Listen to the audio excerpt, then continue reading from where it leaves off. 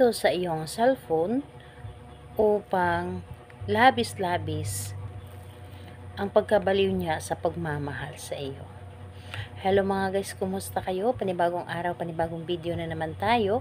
And sa araw na ito ay isa na namang video ang aking tuturo sa inyo na simpleng gabay o simpleng pamamaraan na makakatulong sa atin.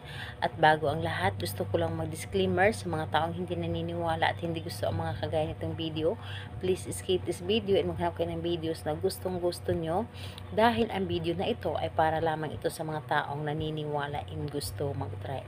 Sa lahat po ng mga nagko-comment dito sa aking video dito sa loob ng aking channel, mag-iingat sa lahat ng mga nagre-reply sa inyo na dinadala kayo sa kanilang WhatsApp and imo app upang makaiwas po tayo sa scam.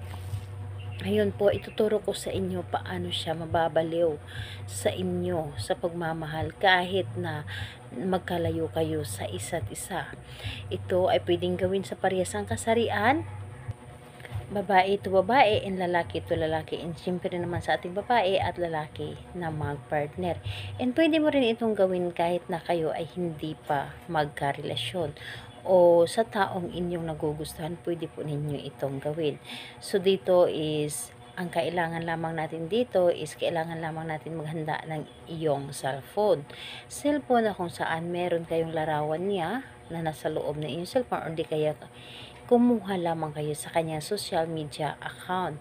And ayun po, kailangan na ready ang inyong sarili at hindi kayo nagdududa sa inyong dapat na gawin at buo ang inyong tiwala at paniniwala sa inyong dapat na gawin. So ngayon po, kapag ready ka na, pwede mo na itong umpisahan. Gumawa kayo ng isang ritual na kung saan kayo lamang mag-isa and tahimik ang paligid.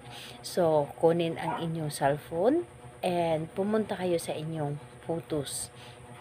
Kumuha or tingnan doon yung larawan ng inyong target, and dapat po yung larawan ng inyong target ay cleared photo po.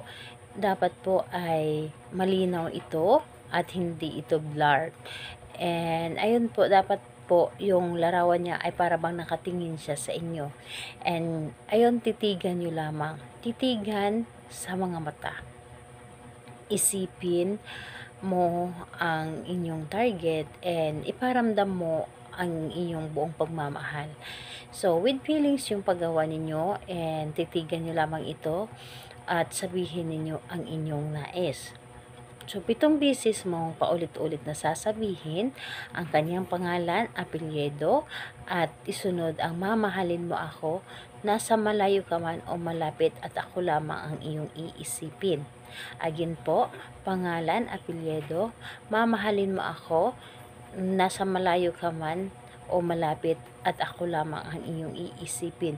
So 7 beses mo itong paulit-ulit na sambitin ang kanyang pangalan at yung ating ginagamit na magic word. So ayun po, yun po ang inyong gagawin. Kailangan na nanggagaling sa inyong puso ang inyong mga sinasabi. At kung magtatanong ka kung kailan ito pwedeng gawin, gawin ito sa araw ng Tuesday and Friday. Pero kung hindi ka makapaghintay, pwede po ito sa kahit anong araw at oras. Ang importante dito ay naniniwala ka and malakas yung energy ninyo. So, ayun po. Salamat po sa inyo. Bye-bye everyone. God bless us all.